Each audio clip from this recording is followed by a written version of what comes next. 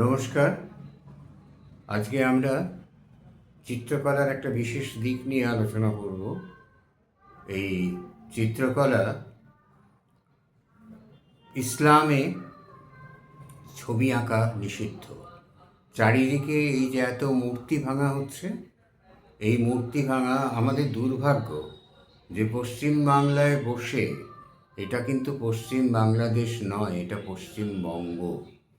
যে দেশটা ভাগ হয়েছিল ধর্মের ভিত্তিতে, সেখানে আমরা মুসলমানরা যে জমির টুকরো চেয়েছিল আমরা দিয়ে দিয়েছি। আমরা সেখানে কখনোই সেটা নিজেদের করে আঁকড়ে রাখিনি, দিয়ে দিয়েছি আমরা। ওরা কেড়ে নিক বা আমরা দিয়ে দিই, সেটা ওদের। তারপরে ওরা আবার কেন বাকি অংশে থাবা বসাতে চাইছে, কোন কাদের কি উদ্দেশ্য সিদ্ধ হবে, আমরা সবটাই জানি, কিন্তু সব কথা তো বলা যায় না। সেখানটা বাদ দিচ্ছি, শুধু এই মূর্তি ভাঙার মধ্যে মুঘল বাদশাদের অদ্ভুত দ্বিচারিতা, সেইটা একটু দেখুন, সেইটা একটু জানুন। আজকে বাবর, আকবর, হুমায়ুন, আকবর, এই যে ডাইনেস্টি, এদের মধ্যে বাবরকে মহান করা হয়। আমরা ছোটোবেলায় ইতিহাসে পড়েছি, নিপুণ যোদ্ধা, অনেক ক্ষমতা। বাবর কিন্তু হেরে যাওয়া মানুষ। সমরকন্দে ওর অন্যান্য জ্ঞাতিদের কাছ থেকে রাজ্য কেড়ে নিয়ে ওকে বিতাড়িত করেছিল। কিন্তু এখানে ভারতবর্ষে ঢুকেও দেখেছিল যে এখানকার হিন্দু সম্প্রদায় যত দিকেই যত উন্নত হোক না কেন, সমরাস্ত্রে উন্নত নয়, নিষ্ঠুরতাতে পরাঙ্গম নয়, এবং তাদেরকে অনায়াসে পরাভূত করে পায়ের তলায় রাখা যেতে পারে। বাবর নামের অর্থ সিংহ। সে ওইখান থেকে, নিজের সমরকন্দ থেকে পালিয়ে এসে এখানে সিংহ বিক্রমে সে আক্রমণ করেছিল। খুব ভালো কথা। আর এদের ধর্মে এমনকি এই কথাও বলা হয়েছে যে একটা চিত্রিত বালিশ ছিল বলে আল্লাহ রসুল সে ঘরে প্রবেশ করেননি, বা যে সমস্ত বাড়িতে পশু পাখি ইত্যাদি ছবি থাকে মানুষের, সেখানে ঈশ্বরের দূতেরা প্রবেশ করে না। এগুলো বিভিন্ন হাদিসে বলা হয়েছে। কিন্তু সমস্যা হলো, এই ধর্মে বিশ্বাস করা সমস্ত মহামতি আকবর, যিনি একদম মহামতি মানে কি, তাকে একদম দেবতার আসনে বসিয়ে দেওয়া হয়েছিল আমাদের সময়কার ইতিহাসে। সেই মহামতি আকবর থেকে আরম্ভ করে প্রত্যেকটি মুসলমান সম্রাট সুরতখানাতে কাজ করাতেন। পয়সা দিয়ে আনা বেতনভোগী শিল্পীদের দিয়ে নিজেদের পোর্ট্রেট আঁকাতেন। মহিলাদের নয়, মহিলাদের পোর্ট্রেটগুলো রক্ষিতাদের পোর্ট্রেট, সেইভাবে তাদের সঙ্গে বর্ণনা শুনে কিছুটা সিমিলারিটি রেখে এঁকে দিতে হতো চিত্রকরকে। তাহলে এই যে প্রতিকৃতি তারা আঁকাতেন, এই প্রতিকৃতি আঁকানো তাদের ধর্মে নিষিদ্ধ। তবু তারা কেন আঁকাতেন এই জন্যে যে তাদের সুপ্রিমেসিটা, তাদের যে একটা ভিজুয়াল আইডেন্টিটি, একটা সেই ভিজুয়াল আইডেন্টিটি তারা রেখে যেতে চেয়েছেন পরবর্তী প্রজন্মগুলোর জন্য, যেটা আজ 800 বছর ধরেও চলছে। সেইগুলোকে আমরা দেখেছি। এরা সকলেই যে সত্যিই তাকে দেখে ওইরকমভাবে ছবি আঁকা হয়েছিল তা নয়।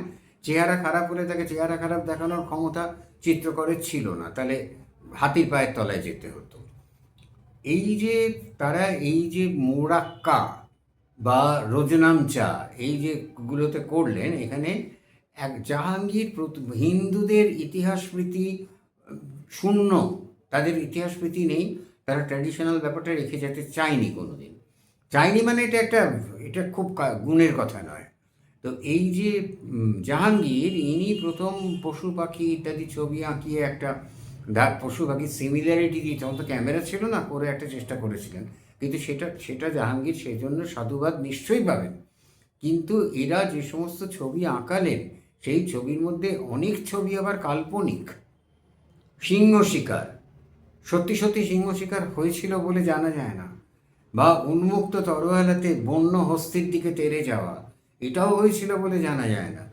তাই এইরকম তারা ছবি আঁকানোটাই, কিন্তু তারা এইভাবে অরঙ্গজেবের মতো গোড়া মুসলমান, যাকে একদম সন্ত করে দেখানো হয়েছে ইতিহাসে, যিনি নাকি টুপি সেলাই করে নিজের অন্নবস্ত্রের সংস্থান করতেন। অনেক দুর্নীতিগ্রস্ত শাসকই বলে যে আমরা টাকা পয়সা নিয়ে না, এই থেকে সবটাই আমাদের জনসেবা। তো এই অরঙ্গজেব নাকি কোনো টাকা পয়সা রাজকোষ থেকে নিতেন না, তিনি এই টুপি সেলাই করে হজযাত্রীদের তিনি তার সংসার খরচা চালাতেন। জানি না সত্যি মিথ্যে, সেসব ইতিহাস বই এখন পাওয়া যাবে কিনা তাও আমি জানি না। তো এইভাবে অরঙ্গজেবকে একটা বিরাট জায়গায় তোলা হয়েছে। এই মানুষটি ছিলেন ভারত, গজনির সুলতান মাহমুদকে সব থেকে বড় ইমেজ ডিস্ট্রয়ার উপাধি দিয়েছিল আমাদের এই মুসলিম বিশ্ব। কারণ মূর্তি ভাঙলে বিরাট লাভ, আর কী লাভ আমি জানি না। মূর্তি ভাঙলে ঈশ্বর বাহাত্তর হুট টুর্কি ওদের ব্যাপার মিথ আছে, আমি বলতে পারবো না। তো সেইখানে অরঙ্গজেব অসংখ্য মন্দির ধ্বংস করেছিল। কেন না? মূর্তি আছে সেখানে, ওরা মূর্তি পূজার বিরোধী। সেই অরঙ্গজেবও সুরতখানা মেনটেন করেছিল, এবং সুরতখানা মেনটেন করে সেখানে তার যে নিজের জ্ঞাতি ভাই দারাশুকো থেকে আরম্ভ করে অন্যরা বা রাজ পরিবারের যারা বন্দি থাকতো, সেই তাদের পোর্ট্রেট আঁকিয়ে নিয়ে, আর তাদের ওই মাইনে করা শিল্পীদের দিয়ে তাদের পোর্ট্রেট আঁকিয়ে নিয়ে অরঙ্গজেব দেখে বুঝতে পারতো যে সে কীরকম আছে, তাকে মরে যাবে কি না, বা মেরে ফেললে কতদূর কী হবে। তো এইভাবে তারা কিন্তু ছবির সাহায্যে গুপ্তচর বৃত্তি করিয়েছে, ছবিকে নানাভাবে ইউটিলাইজ করিয়েছে, অথচ হিন্দুদের ক্ষেত্রে তারা মূর্তি ভেঙেছে। অজন্তা, এই অজন্তা 1000 বছর মানুষের চোখের আড়ালে ছিল। এর পেছনে অনেক ঘটনা আছে, সেই অজন্তার কথা আজকে বলতে বসিনি। আজকে বলতে বসেছি এই অজন্তার কথাটা কেন এলো। এই জন্য এলো যে নিজামের রাজত্বে গিয়ে অরঙ্গজেব কিছুদিন বিশ্রাম গ্রহণ করেছিলেন। অরঙ্গজেব অজন্তা খুঁজে পাননি, জানতেই পারেননি। অরঙ্গজেব যদি জানতে পারতেন তাহলে অজন্তার যে কটা ছবি এখনও বেঁচে আছে এগুলো থাকতো না। কারণ ছবি আঁকা তো হারাম, ছবি আঁকা তো পাপ। কিন্তু আমাদের নিজেদের ভবিষ্যৎ প্রজন্মের জন্য আমরা ছবি আঁকিয়ে রেখে যাব, সেটা পাপ নয়।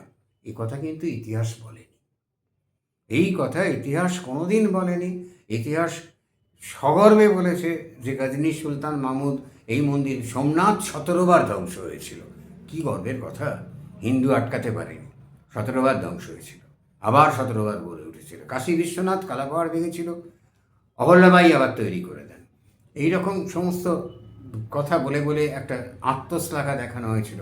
কিন্তু এই মুসলিমরা যে মোহামেডান মুসলিম ইসলামেরা যে এইভাবে মন্দির ধ্বংস করেছিল সেটাকে কোনোদিন হাইলাইট করা হয়নি।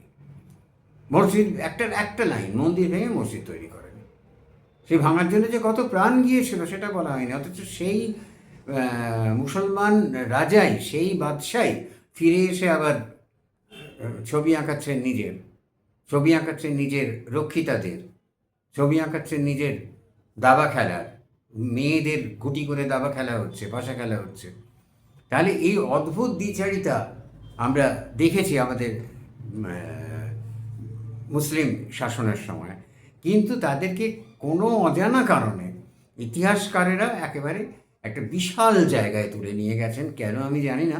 আমার এই নিয়ে আমার কোনো মাথা ব্যথাও নেই। মাথা ব্যথা শুধু এইখানে যে হিন্দু মন্দির তোমরা ধ্বংস করলে, যেহেতু সেখানে ইমেজ আছে, নিজেদের ইমেজ আঁকিয়ে তোমরা রেখে গেলে ভবিষ্যৎ প্রজন্মের জন্য, এবং সেই ইমেজ মিথ্যা ইমেজ। বিষয়গুলো একটু ভাবতে হবে। মোগল চিত্রকলা নিয়ে আরও অনেক কথা বলার ইচ্ছে রইল, আমরা নিশ্চয়ই পরবর্তী আলোচনায়